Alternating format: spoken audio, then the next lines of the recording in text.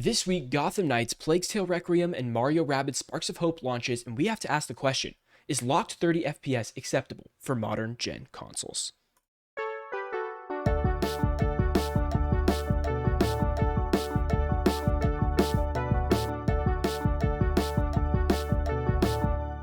And we are live.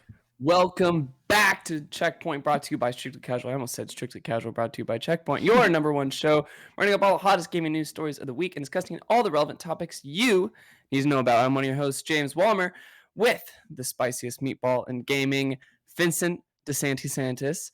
Thank you, audio listeners. You can find us on YouTube at youtube.com/strictlycasual. Please hit us with a rating on audio platforms and sub. It helps us out a lot. Vincent, what else is going on the channel? We're trying to get back to a normal schedule. That is what's happening on with the channel currently. Yes. Love it. And thank you for bearing with us in that process. Since House of Dragon ends this week, I'm sure we'll do a House of Dragon wrap up sometime next week. That's it. Be expecting that, everybody. We're going to do something a little different this week. We're going to jump straight into the news. Vincent, take us away. Let's go. So the first kind of discussion piece I want to bring up is the Pro Controller scene for Xbox and PlayStation. Xbox, you're going to be able to customize your Xbox Elite 2 controllers now with full color customization, just like you were able to with like the previous. You just were able to do the Xbox controller in the lab. But now the DualSense Edge is also coming out, and we have tons of new details on the PlayStation DualSense Edge. So James, tell us what the details are for the Edge. The DualSense Edge wireless controller features a host of hardware and software-based personalization options, including button remapping, the ability to fine-tune stick sensitivity and triggers, option to swap between multiple profiles, and a unique on-controller user interface. It also supports the signature comfort and immersive features of the DualSense wireless controller, like haptic feedback and adaptive triggers like you'd expect. You can make the DualSense Edge wireless controller uniquely yours with the included 3 changeable sets of stick caps and 2 changeable sets of back buttons. Everything will come bundled in the included carrying case, which looks super nice. Yeah. And you can even change the controller charge the controller via USB connection while it's stored in the case to make sure you're always ready for your next play session. The DualSense wireless controller will be available for recommended retail price RRP of $199.99 US dollars or 29,980 yen. Yeah. Or 239 euros or 209. I'm not sure what all the. I should pounds. Really know what all of those are. Is that what it has? 209 pound sign? I think it's 209 pounds, 239 euros. Yeah. Anyways, this is expensive. And yeah, it's very pricey. In addition, the replaceable stick modules will be available globally on January 26th for a recommended retail price of $19.99 US dollars, and I'll just leave the rest. That sounds about right. Calculated. Sure. For 20. Yeah. Not for the controller. Sounds right. But for the sticks. James, well, it's comparable to the I don't know how comparable it is to the Xbox Elite 2 controller. The Elite 2 starts, if fully customized, at $149. So $50 cheaper. But if you want to get all of the Elite components, it's $209. So could you compare the fully kitted Elite, kitted? Yeah. So then it's comparable. Sure. It just feels so expensive, but I guess that's always how it's been for Pro controllers. It's always been a lot. This is also just not for the average Joe. Like this Right. is for the competitive player. That's who this is marketed towards. This isn't average. Like, remember when we were like kids and everyone was talking about getting scuff controllers? Yeah.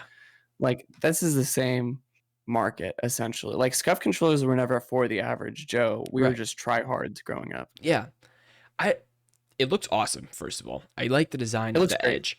Yeah, it has harder edges, quite literally, which looks really cool with the whole PlayStation aesthetic they have going right now.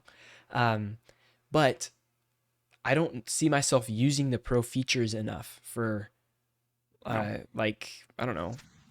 regular casual gaming. It's not for us, Finn. Yeah. We're not pro gamers. I think you would have asked like middle school me though. I would have probably been all in. I would have been saving my pennies for this bad boy. Absolutely. I think I'd rather just get the purple controller eventually, and I'll be happy with just the purple controller, not the Pro or not the Oh, just the Edge. colored one? Yeah, just the colored one. That's all I need. I don't need Sure. the um although I do think the back pedals are cool. I think those can be useful for like a lot of games. It could be nice, but I Hmm. don't need them. It's not a necessity for Yeah. me. But that's speaking for me. I'm sure there's a lot of cases out there where people are like, "Oh yeah, I think like I want the Edge bad." Sure.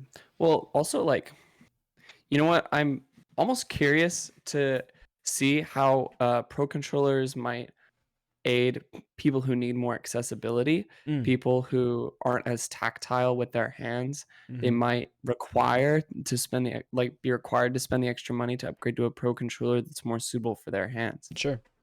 and their Yeah. needs. I, And having to pay a premium for that might be a little debatable. yeah.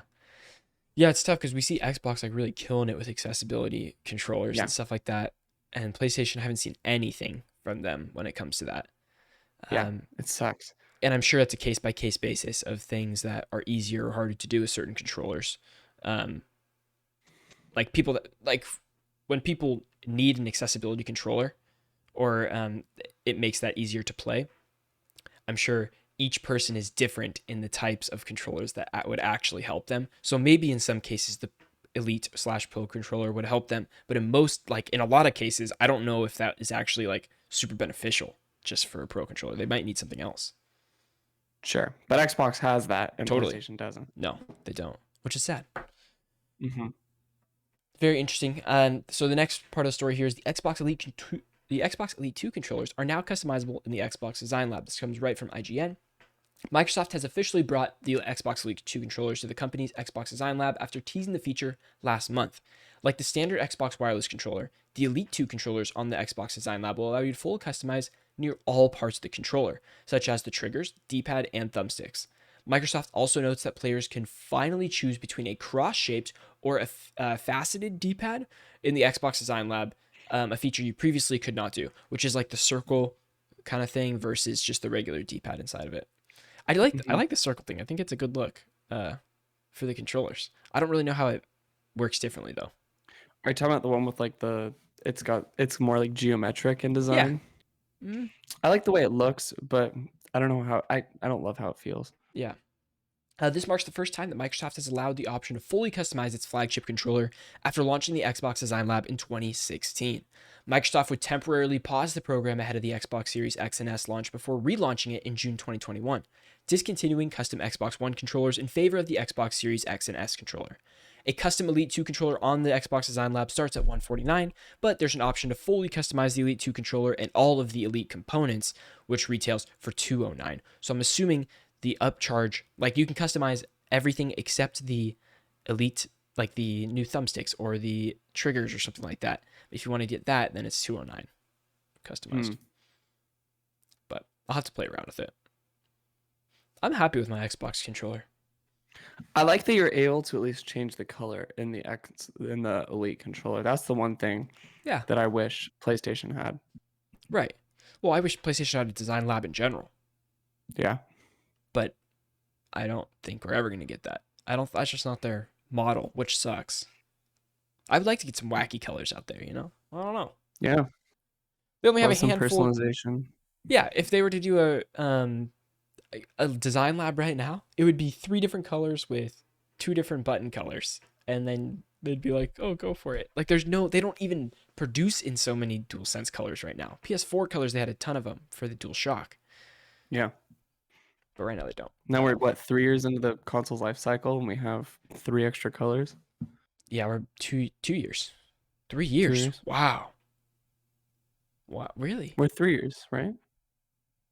No, I think it's just 2 years.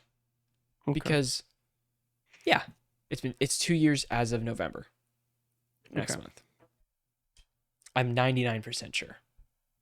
That makes sense. Yeah, because if it was 3 years ago, that would be like, yeah, 20. They launched in 2021? 2020. 2020. Okay, 2 years.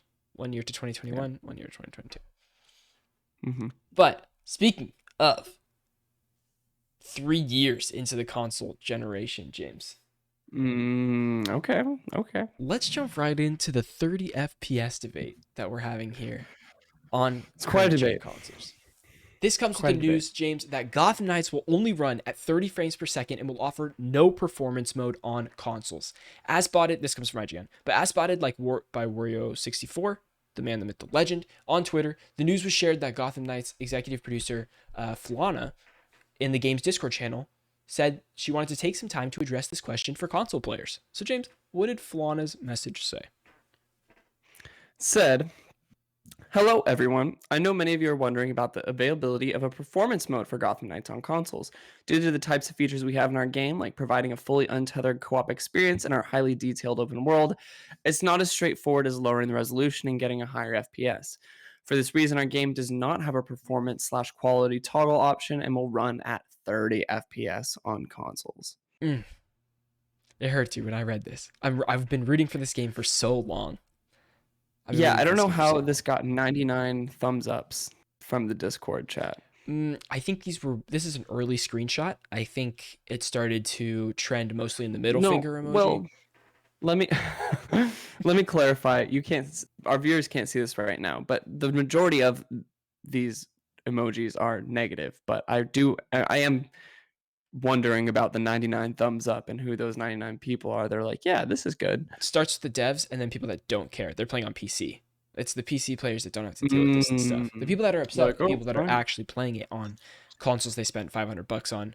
When, James, the minimum graphics card for PC to run at over 30 frames is like half the amount of power that a PS5 and an Xbox Series X can handle. So it's very confusing as to why this is happening. That is very confusing. It is also $10 extra to buy this. Well, in America at least, the US, or $10 US. $10 US more for the console version, just because that's the way console games have gone this generation.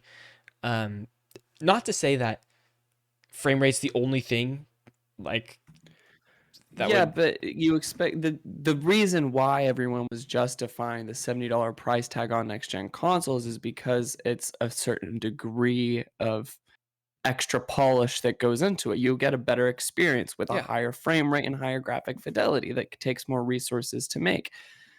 It's not even that it's running at 4K 30 frames per second at all times either. Like it dips under 4K a little bit. I was watching some Digital Foundry this morning because the game is out, or not out. The game review scores are out, and it is reviewing not very good too. I mean, for the clip alone, I feel like I should say that right now it is nice to have the Metacritic and OpenCritic at 72. Remember a couple weeks ago I said if it's above a 70, I'll get it, but I don't really think that's a fair average yet. When we have IGN scoring it 5 out of 10, GameSpot giving it a 4 out of 10, and other things like that. Like these are terrible. These are terrible review scores. Not good. But we have one more game that came out this week that furthered this conversation of the 30 FPS issue on consoles. And what is that? Oh, that's a Plague Tale Requiem that caps out at just 30 frames per second on PlayStation 5, 40 frames per second on 120 hertz TVs. This comes from Push Square, saying, well, we were onto a good thing for a moment there, weren't we? Following the news that Gotham Knights, despite scrapping the PS4 version of the game, would run at just 30 frames per second on PS5, we learned that this will also be the case for Asobo Studios' latest A Plague Tale Requiem. And somewhat disappointing trend that perhaps something we will see more of in the future as games become more demanding. While it's true that games are perfectly playable at 30 FPS, 60 frames per second has seemed like the benchmark for the PlayStation 5 up until now. At the very least, we had become accustomed to the graphical performance option for those so inclined, but perhaps we were getting ahead of ourselves. SkillUp also comments and says, it's cool to see developers engaging the topic of 60 frames per second. It helps us learn about why it's often hard to deliver, which SkillUp says he's learned legit a lot about in the past 24 hours, and it lets us reiterate to them that we're okay with most of the trade-offs they list. We just want 60 frames per second as a minimum. That should be the benchmark. And then Paris, or Vicious696, says this: the more we can be educated on the trade-offs of 30 versus 60 frames per second, the more we can be understanding as to why. And I think the issue with this particular instance is, while there is a trade-off typically for the 30 versus 60 frames per second, it's hard to see what the trade-off really is for this game. If we go back to Floor Marty's statement, she says that it's a fully untethered co-op experience in a highly detailed open world, but that only accounts for if you're playing co-op, first of all. Yeah. And second of all, it sounds like from the Digital Foundry video that maybe that's not all it's like quote unquote a highly detailed open world is not as highly detailed or ambitious as Like she makes it sound. There's more under the hood that has to play into this too. There's a reason they canceled the PS4 version as well. Can you imagine, like, if it can only run in 30 frames per second on current gen consoles? Imagine it running. It would run at like probably 15 Yeah, on right. last gen. And I was seeing some Plague's Tale stuff. Well, it looks absolutely gorgeous. I don't know if you've seen any of the Plague's Tale Requiem like gameplay, but I haven't seen any of it. It looks so incredible. 26 frames, like steady 26 for a while, and like that sucks. I can't do it. And there's remember when we were playing Spider-Man and we were talking about this because you were playing in the 4K 30 and I was playing in 30 frames 60 frames 2K or 1080, whatever the trade-off was. Yeah. And I was like, I can't go back. I Right. did the 60 frames and then I did the 4K and I'm like, I can't do the 4K. Can you visually tell the difference between 60 and 30? Absolutely, every time. Me too. There's a lot of people online that have outwardly spoken that they do not see a difference between 30 and 60. Human eyes see it 60 frames per second. Well, no, they don't. They're like, check me. They're like at 20. I think it's like 24 or something, 23 something. Let me make sure. That's movies. No, because they're shot at whatever. They're shot that way on purpose because they're like calculated. No, I see between 30 to 60 frames per second. Okay. So it's not 24 for sure, okay. But I'm also partially wrong. I just don't understand. I don't understand why. I would love for the devs to be a lot more, just clarify. Like, we cannot do 60 frames per second because of this. Not just because, well, it's not as easy as lowering the resolution. There could be a great reason. They're like, well, on the console hardware that we were provided, it's not like they can change the console hardware. It's like, for our game that we were building before the console hardware were actually released, this is what we were shooting for. This is what we were planning on. And with this limitation, we literally cannot deliver that without sacrificing this. And maybe there's the thing that they would have to sacrifice is so major that they couldn't do it. And I would assume a lot of the devs are unhappy with this too. It might just, it seriously might not be an option for them, you know? But we don't know what that trade-off is. I would that they're love sacrificing. To know, because this could be a thing that comes up a lot with the next couple years of games, especially because I didn't know Plague's Tale was going to be in 30 as well. Like could be a lot of current gen and PC only games that might be lowered here, which is sad, but we'll have to see. I don't know. Might be an engine issue. I mean, we're about to get God of War like that in 2 weeks, 3 weeks here. That is going to play in 4K 60 because that's what they said on. Yep. And that's a double to triple as detailed world visually that you're seeing. It's not co-op, I'll give you that. But Warzone can run with 100 players dropping into one map in over 60 frames on console. It can, whatever that is. So, very interesting. I love this. This topic is very interesting to me, the technological side behind it, because I'm not that knowledgeable in like what that really feeds into. So it's interesting. Guys, thank you so much for watching this clip. If you want to listen to the entire podcast, you can go on audio platforms, type in Strictly Casual Checkpoint. It's a little blue box that says Checkpoint in yellow. You can subscribe over there, or if you want to watch the entire video podcast, you can go on youtube.com/Strictly Casual and become a member and watch the entire video podcast there. Thank you guys so much for watching this clip, and we'll see you in the next one. Peace out. Moving on. It's review time, James. 3 major games dropped this week. 3 big ones. Right here, I brought out the Metacritic, OpenCritic, and then I just brought one review snippet that I just thought really summed up a lot of the reviews that I was reading for each game. I'll start with the first one, and that is Mario plus Rabbids Sparks of Hope. This has a Metacritic right now sitting at 86 and an OpenCritic at 85. Super high. And I'm going to read a little review from Digital Trends, Giovanni Colantonio. And he says, Mario plus Rabbids Sparks of Hope shines thanks to its reworked tactics, which makes way for some of the best turn economy I've seen in the genre to date. Pretty crazy. Though it doesn't fix all of its predecessor's issues, it's a worthy follow-up that ranks among the Nintendo Switch's very best exclusives. Yeah. And the first one reviewed real well too. Yeah. I would love to give this a shot. I would love to give this a shot eventually. It's XCOM. Yeah. I was reading a little bit about it too, that if this game failed, because this is a Ubisoft game, like this is Nintendo and Ubisoft. Nintendo is a very solo when it comes to never partnering with other studios to make a game.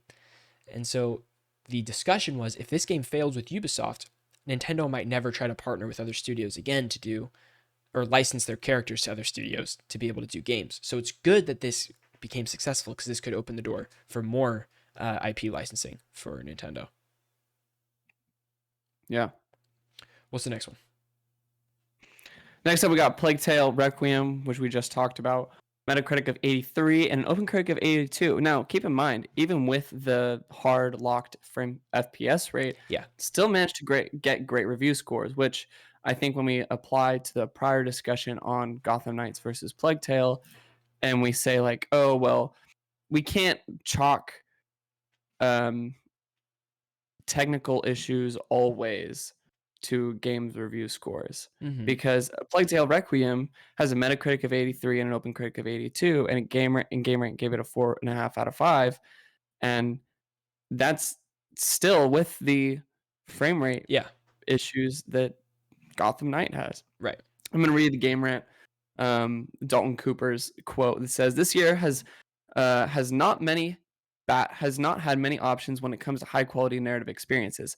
Most of the big game releases have been multiplayer centric or focused on other things. So those who have been starved for a good story to sink their teeth into should rush out to play a Plague Tale Requiem as soon as possible. The story is briskly paced with shocking plot twists and constant forward momentum, bringing everything to a powerful conclusion that will stick with players long after the credits roll." And we love to hear that. Yeah, I'm very happy about this. It looks a lot more like fast paced, like faster paced than the first one. Not that that's bad about the first game. I think the slow in its encounters, I guess, are very slow and kind of methodical in some areas. When it's just, and then in other areas you're just running away from rats with fire in your hand. It's pretty epic. But this one you have like a crossbow and like you're sliding and stuff. I'm like, it looks more actiony. Cool. I guess, which I don't know if that's, I was watching Skill Up talk about it, and he said that's neither like a positive or a negative to it, because it's different than the first game in its own way. But if you're a fan of the first game's like systems, you might not like this one as much. But Plague Tale Requiem is on Game Pass also. So if you have Game Pass, you can play that right away, which might be a great option. Or it is a great option if you have Game Pass. Yeah, and that does run at 60 frames per second. On PC, yeah. Does it not run at 60 frames on console? Plague Tale? Yeah. No. We were just talking about that. Plague Tale. Oh, Innocence. One. Yeah, it had a PS5 boost. It had a, what do they call it? A next-gen version that came out like... Yeah, next-gen upgrade. A year and a half ago, which I was playing, and that's really good. I'm only like 7 chapters in, though. Yeah. And then finally, we have Gotham Knights, which comes out tomorrow as of recording. It hurts, dude. It hurts. I'm not going to lie. I was so excited for this game. I still am excited to play this game. How's Cheesy feeling about it? I don't know. I got to ask him. Even my brother dropped off the last month. He's like, dude, there's no way it's going to be good. And I was like, you're probably right. Yeah. But Gotham Knights sitting at a Metacritic of 72 and an OpenCritic of 72 as well, which is higher than I think it should be based on other reviews that I'm seeing. IGN, who, keep in mind, did a IGN first month, like a month of coverage with the devs and stuff. They still gave this game a 5 out of 10. Just sometimes it's just how the cookie crumbles. Gotham Knights is a consistently disappointing return to Batman's troubled and distinct step backwards from the past decade plus of Batman games. Even if running around Gotham in 2-player co-op can be decent fun, and each of the 4 playable crime fighters are well executed in their dialogue and distinctive moves, too many of the fundamentals fall short for me to recommend this. From Travis Northup. Hurts, Yeah. dude. It hurts. Yeah. Now there are also, I mean, GameSpot gives it a 4 out of 10. Just to read this one too, which is just Oof. strong character work and well-considered co-op experience. Can't save all that Elias Gotham Knights, leaving this experience neither one the fans deserve nor one they need right now. And that's Mark Delaney, which hurts, dude. That's so sad. They're Yeah, like it's fun really sad. co-op. That's it. Damn, at least the co-op's good. Yeah. So I know some people will Yeah, probably buy it just for the co-op. I'm sure this will be a great. Oh, it's on sale for $30. You'll buy it for $30 too. Okay, we'll do co-op and we'll play it 2 times, and then we'll never play Well, it I'll tell again. you what, it's gonna be a PlayStation Plus. That'd be awesome. That'd be great. Yeah. That'd be great. Am I gonna play it? No, because 30 frames per second is jarring to me now. I think I can do it. I also have faith that an update will come. Well, they'll switch enough things around for a performance mode. I'll play it potatoey. I'll do it. Yeah. I'm trying to have fun. I'm just trying to have fun in Gotham, you know? And I don't see this is it. This is the time. Too bad they compared it to a Ubisoft open world that is a decade old. That turns it into a no for me. That turns me off way more than any 30 frames per second could. It hurts. Let's get into random fun stuff, stories without a story, headlines that you need to know about. James, start us off. First up, we got 1 million active players each day for 4 weeks in a row. Night City sure is thriving, baby. That's Cyberpunk 2077. We got a Final Fantasy 16 update / we got a trailer today. I have not watched the trailer. It literally came out trailer minutes before the podcast. Director Hiroshi Takai says Final Fantasy 16 is close to being finished and is currently being polished. The team has turned its full attention to debugging and final adjustments. Now that things are starting to come together, the game is sizing up to be truly something special. And summer 2023 is the new release date on that, which isn't a delay, but I thought it was going to be earlier. For some reason, I thought it was the end of the year. Maybe Q1. Yeah. Oh. End of the year, early next year. End of the year. Yeah. And we got a huge Silent Hill event yesterday, Wednesday. Yeah. We got a bunch of reveals, straight up all reveals, all gas. Biggest one, of course, is Silent Hill 2 remake reveal from the Bloober team. Masahiro Ito and Akira Yamaoka are involved. They work closely with Bloober team on the game. I think those are the original devs. There's a new music style and sound design. The creative director of The Medium is the lead director on the game. There's over-the-shoulder camera, modernized gameplay. It's coming to Steam as well, built with Unreal Engine 5, utilizing both Lumen and Nanite, which are parts of the engine. Yeah. There's overhauled combat system and set pieces, 3D audio and DualSense support, and no loading screens whatsoever. I don't know if that means there will be hidden loading screens, which is what I'm guessing, but who knows? I'm sure though. I mean, they have to load some stuff. Yeah, they probably just load it in the background. Pretty crazy. This is cool. I did see the trailer. Trailer was great. It looked great. Yeah. It was pretty funny. We also got a bunch of...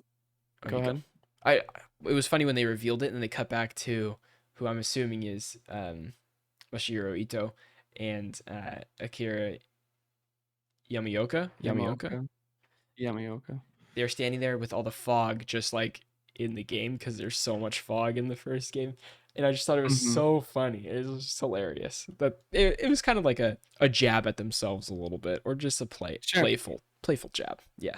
Very whimsical. In addition, we got 3 other Silent Hill games that are all teased. Well, one of them is like not really a game. It's like a kind of like almost like a Bandersnatch sort of dealio. Okay. But there's Silent Hill F, which comes from Neoboards Entertainment. It's a completely new story set in 1960s Japan, featuring a beautiful yet horrifying world written by Ryukishi 07, famed for Japanese visual novels dealing with murder mysteries, psychological, and supernatural horror. Imagine you write like really profound horror novels and you have a gamer tag. You use a gamer tag as your name. It sounds like. It's so epic.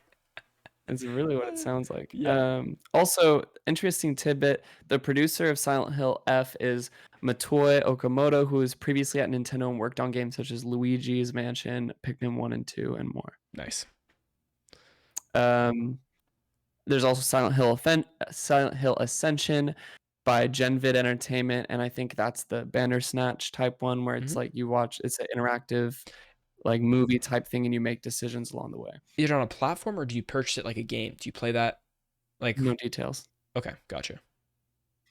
Silent Hill Townfall is from No Code, produced by Annapurna Interactive. Yeah. Um, that got a reveal trailer, and there's also a Return to Silent Hill teaser trailer, which is a new movie. New movie trailer. Cut out a little bit. Sorry. Yeah.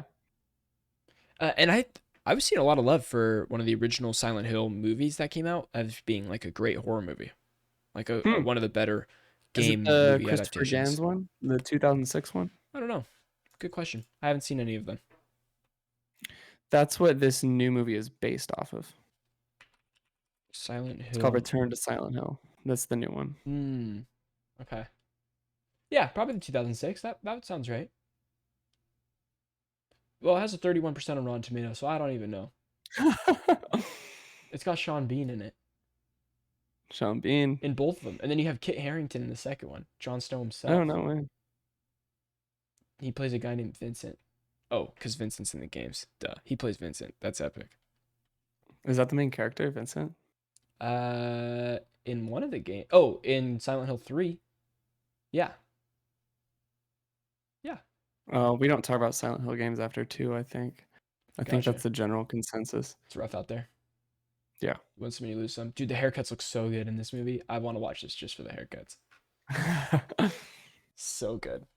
James, what have you been playing this week? What do you think I've been playing James, this week? Then I got a game for you. I got a game for you that you can play. On my Switch. Nope, you could play it on your phone. And Okay. you have a new phone now, so you have much more battery life to game for a little bit. And this game doesn't even take a lot of battery, so you're good. It's a great Subway game. Actually, an incredible Subway game for your. Great. Okay. This game came out a couple days ago, and it is called Marvel Snap. And Marvel Snap is a card game. No, you're laughing. You're laughing, James. But this, I'm telling you right now, I've never been so hooked on an app, like ever. You can also It's get just it on like a worse PC. version of Hearthstone. It's by the Hearthstone director. It's by the Hearthstone director. It's not worse. It's really good. It's really, really fun. You should give it a shot. You should give it a shot. It's Can I try to explain Marvel I'm Snap to you having to a sell you on it? yes. Okay. Obviously, it's a deck, like a card deck game, where you build decks to Right. fight other people, that sort of thing. Right. How you play is there's 3 locations in the middle of the screen, which are 3 areas you can play your cards. Each area Sure. has a modifier, and the modifiers are tied to the location. So there's like 50 locations, and you're going to get a random 3 in here. Some of the locations are add 1 power to the location to the right, or if it's like Central Park, it adds a squirrel card to each location, which is 1 point, and just different modifiers to play around with the board. Then all of your cards, all of your heroes, have different modifiers as well that have ongoing traits or traits that happen on reveal. So like sometimes if you play the Punisher, you reveal the Punisher. His trait is that if anybody plays a card on the opposite side on that same turn, you get bonus 2 points. Because I don't know, that's just his power. Or Mr. Fantastic, if you play him in the middle, he adds points to all 3 locations instead of just the location where you play him. Like fun things like that. And then you're trying to win 2 of the 3 locations. If you win 2 of the 3 locations with the most power, then you win the match. And it's so addictive. It's like a 5-minute game each game, and I'm playing. I might have played 30 games yesterday, maybe more. In meetings. I'm so sorry. That's a lot. I'm level 52 in the game right now. I'm Jesus ranked bronze. I'm moving up. I'm moving up to Christ. iron. It's so fun. Do I need internet connection to play? No, you don't. Yes, you do. Okay. Maybe? Then it's not a good Subway game. I don't know. It's a great game. Who do you play generally. against? You play against bots or you play against real people? You play against real people. You're gonna need internet connection. Then I can't play it on Subway. Not a good Subway game. Okay. Well, you can play it on the toilet. It's been better than scrolling through social media for me. It's good. It gets me Fair off. enough. Gets me out of the toilet a little bit faster, actually. All right. It's so good. It's so fun. Also tonight is early access for Modern Warfare 2 campaign. Ooh. So I am going to be jumping into that. I pre-ordered it, peer pressure. So that'll be fun to play. And I'm bummed that tonight I won't be playing Gotham Knights at 9 p.m. because I don't think I'm Because going to it's buy it. bad. Because it's bad. Yeah, Yeah. exactly. But that's it. Marvel Snap has been Unfortunately. more than I've played anything else this week. The Destiny Gundam suits are in. Yeah, they're cool. I saw the sniper. The sniper's free. You The just log in and sniper's grab so it. fucking cool. You don't have to grind for it. The legendary one. Yeah. So I'm gonna. It's okay. I'm not gonna put any time into Destiny, so it's not worth it. I'm gonna slap that baby in the vault. Have it ready for Lightfall. It's perfect. No, I'm just not. Oh, I love it. I'm just not there. I don't have time for that. Yeah. When I got a 45-minute commute, I don't have time for that. I'm spending probably 3 hours a day just commuting. Oh, horrible. That is horrible.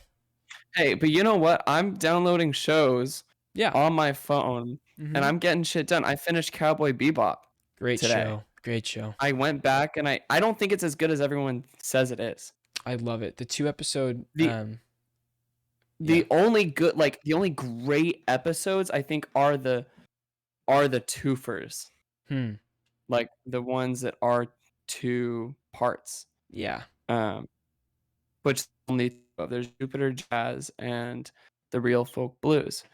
Wait, you know what? Actually, there's another one with just Spike that I really, really like. I think it's The Ballad of Fallen Angels. That's a really good one too. Is that your second time watching that? No, this is my first time finishing it. Okay. Yeah, I don't know.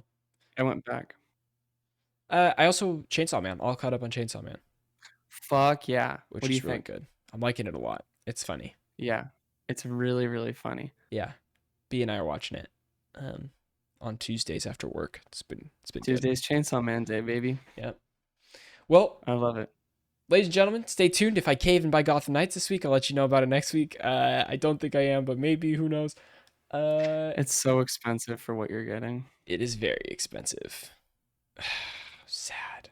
Okay, everybody. Thank you so much for watching. We will see you next week on Checkpoint episode 136. Peace out. Bye-bye.